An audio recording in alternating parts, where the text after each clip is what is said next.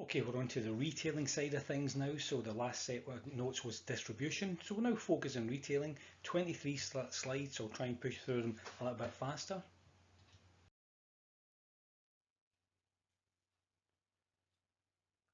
Slide 2, we're saying, well, what is retailing? Apparently it comes from an old French word, retailler, to cut again. The idea being you had a big slice of cheese, you cut it to sell it into something smaller to sell to someone.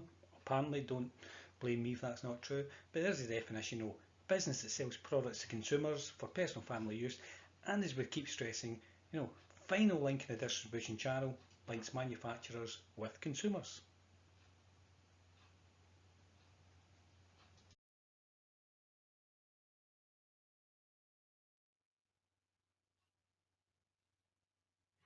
What do they do? Well, two functions. It's about needs and wants. So way back at first lecture, marketing is about consumer needs and wants. So this is what they do. But it's also an outlet for production. So in other words, manufacturers need retailers, retailers need manufacturers. So complementary and reciprocal. Okay.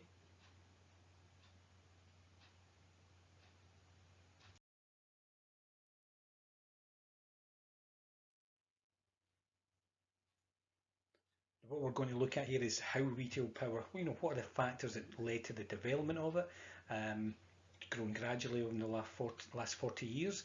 And of course, as their power's grown, the manufacturer power has diluted, still strong, but not for every brand. Of course, Walmart, they'll come to you and say, right, we're giving you business, buying in millions, but next year we want the price to be 5% cheaper, the year after that, another 5%, another 5%. So they put the pressure on you to streamline, to become cheap. And as an analyst said, the second worst thing you can do is sign a contract with Walmart. The worst thing, not sign a contract with Walmart because they're so strong, right? So you're damned if you do, you're damned if you don't. That's from South Park. They had an episode, Something Walmart This Way Comes, a play on Something Wicked This Way Comes. And, it's quite funny, rude, but funny and quite accurate.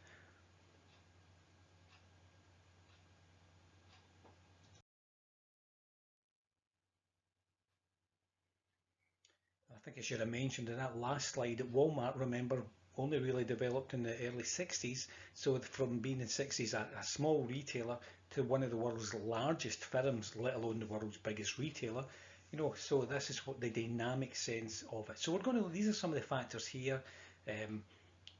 We'll run through, I think there's another one here, yeah. So we'll look at these quickly to show you why the retailers are in the position they are just now.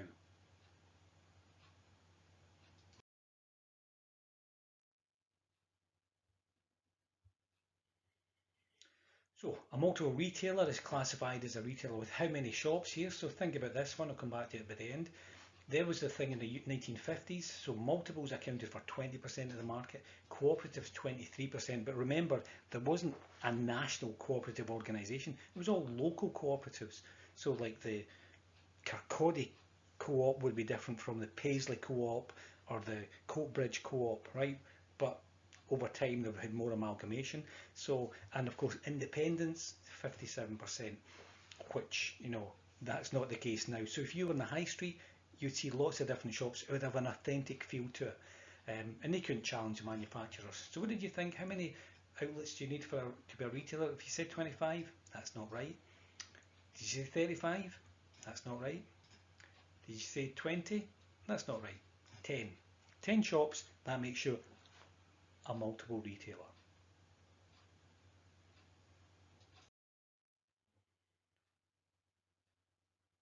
And this is just really showing you grocery shares from this period here. So I'll put this link on our famous friend Googly, and you can see here that these are the winners and they're the losers. And of course, you lose that 1% market share. You don't just say, there you go. Somebody will say, there you go, there's the door, because that caused hundreds of millions of sales and profits. So every percentage counts.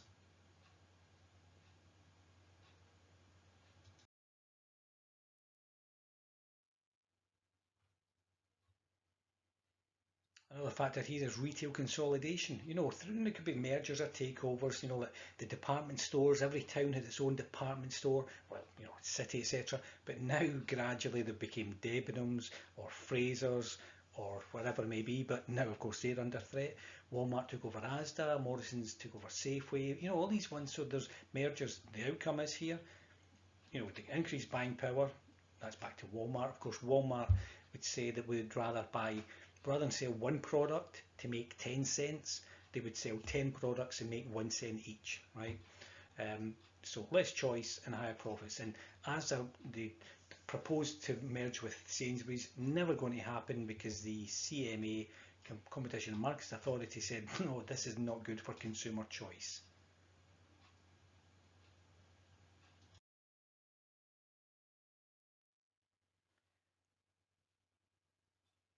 Okay, contribution of oh yeah, IT, that's better. So information technology, so that has helped them enormously.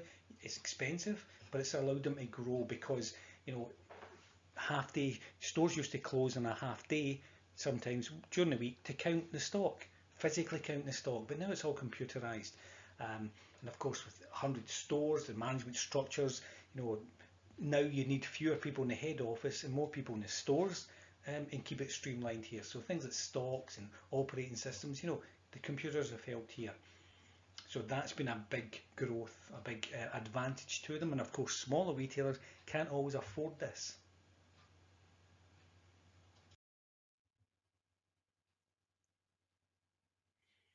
Of course, in here we know about the club card. You know, I think Tesco now sold this, and all the information it holds on you. This is a good link on. Put this up here. Why Amazon knows so much about you.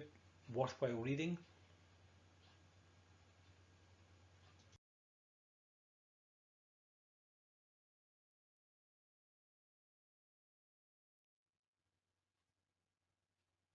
Right, we already know about this. We know about the prices, you know, from the pricing thing here. So recommended retail price gone. Sorry, manufacturer's retail price gone. Manufacturer's, what am I saying? I have no idea. But it was now a recommended retail price. So we know about this. And a virtuous circle, lower prices, increased sales, more buying power.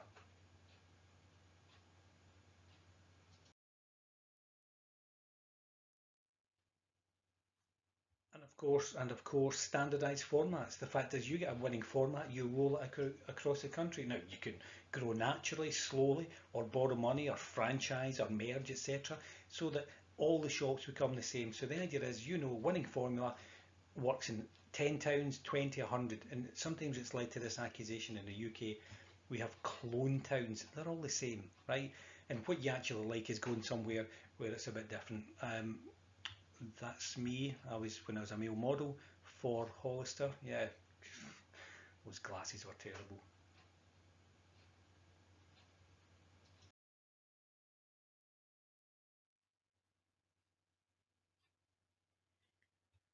Global sourcing as well. You know, I mentioned Marks and Spencers for the vertical marketing system that, you know, they work closely with the retailers in the UK, but when it became too expensive to buy in the UK, they went abroad. So of course it's, you know, they can produce high quality products.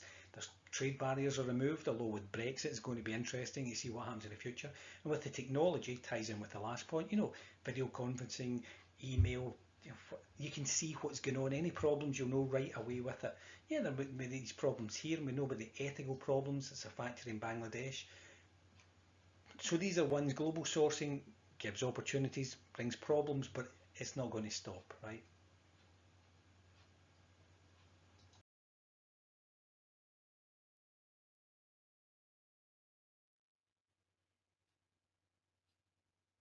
A question here: what's the difference between the black market and the grey market? Right? Do you know? Well, fun enough I do, but black market's illegal. Okay, so you know the fake goods illegal, but in this case, Tesco Levi's will sell for something like, I don't know, £100 in the UK, but they won't sell for that in Vietnam because that would be an astronomical price. But they might sell for, say, the equivalent of £30. Still expensive in Vietnam, but not as expensive here. So if you went over to Vietnam, you could buy a pair of Levi's for £30. And then someone would think, well, wait a minute, what if I brought these Levi's back to the UK? I could sell them for maybe £70 in, you know, a win-win situation. And that's what Tesco did. And the thing is this, it's in the grey market. Grey market's not illegal, but it's a bit unethical because the idea is Levi's would be saying, no, no, those jeans were meant for Vietnam, not for the UK. and Tesco managed to get a hold of these. Levi's objective because they thought, no, that's not our brand, is not for selling Levi jeans amongst the baked beans. Long story short, Levi's won the European Court decision about this. So they said, no, you cannot do this. Sometimes it happens at soft drinks. You'll see, I think Coca-Cola were planning to launch vanilla Coke in the UK, but they to bring their plans forward because they were already in the country. People were finding sources in Canada and America and bring them in. So they thought, right, let's get it, bring it forward. So the grey market, and that's where the retailers can take advantage of this.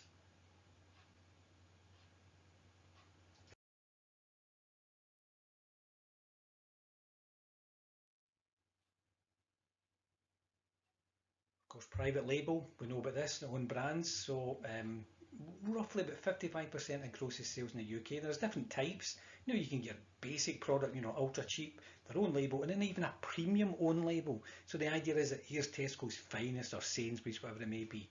And yep, big price difference between the branded and the unbranded product.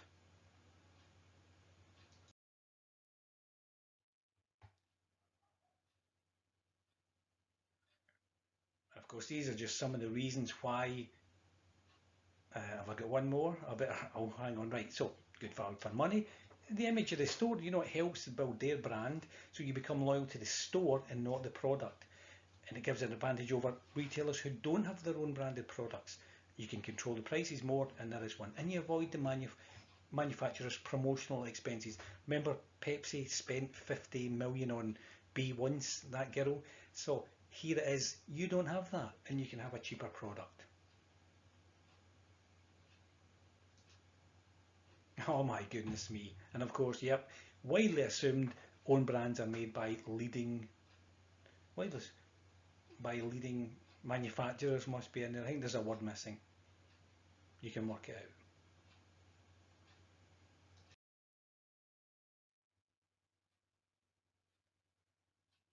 And of course, we now shop in wider areas. So the traditional high street, yeah, doesn't have to be that. It can be malls, out of town retail parks, the internet. There's more car ownership, so we can go further. We are willing to travel further. People used to travel to Newcastle to go to IKEA. And also parking restrictions in the high street you pay, but in these sort of parks here, edge of town retail park, you don't pay for it at all. And in the shopping centres you don't pay. So it seems bizarre. You're in Glasgow, you get hit by speed cameras, allegedly. You hit by speed cameras and parking fines. You don't get that in Braehead or Silverburn.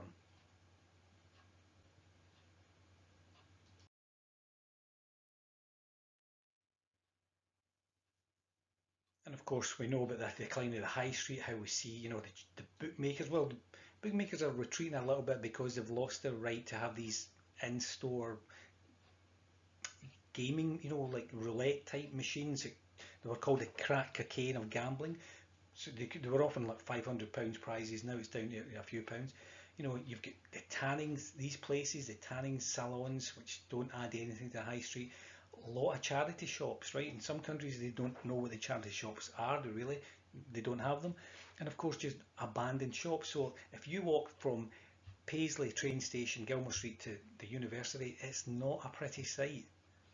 The high street, I mean, because of course, Silverburn one side, Braehead the other.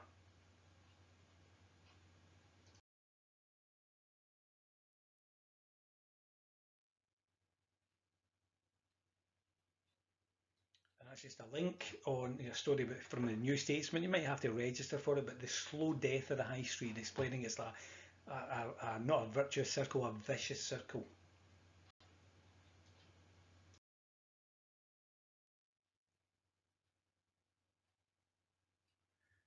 And a bit of nostalgia for some of you, including myself, but it used to be that, you'd HMV, Tower Records, Woolworths, Virgin Megastore, all these places you could go and look at music and skip through looking for albums and the CDs and even the independent stores as well, all gone, right? It's really, even the one in, there's a record shop day now held and they featured the one in Paisley, but I think that's also shutting down. So, you know, and the ones at HMV went into administration twice. Bizarrely, they're now selling more vinyl records than ever before, but it's not the same.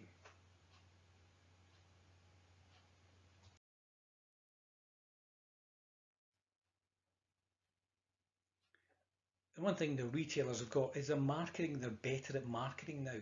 Um, we're not always renowned for this. You know, it'd be maybe advertising, maybe price promotions, basic things here. But now you think about the Christmas adverts, a lot of effort put in there. Um, their research, marketing research, their branding, their product range, they're now professional in a way that they were maybe not 30, 40 years ago.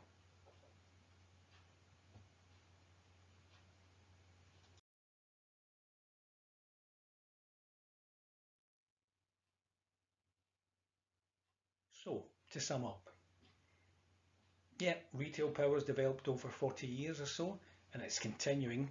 Um, Even with the problems in the high street, it's just shifted online. Different factors in different countries, but it applies generally to all of them.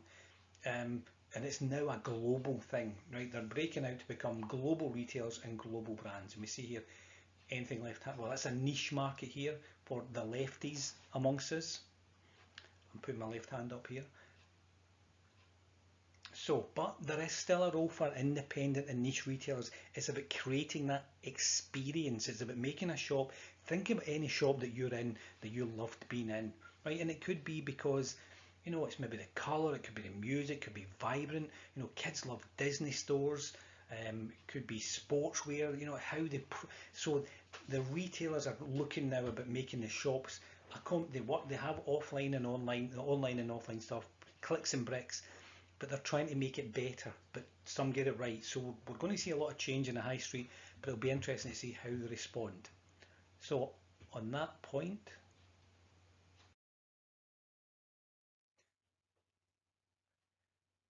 it's nothing personal, but thanks for listening.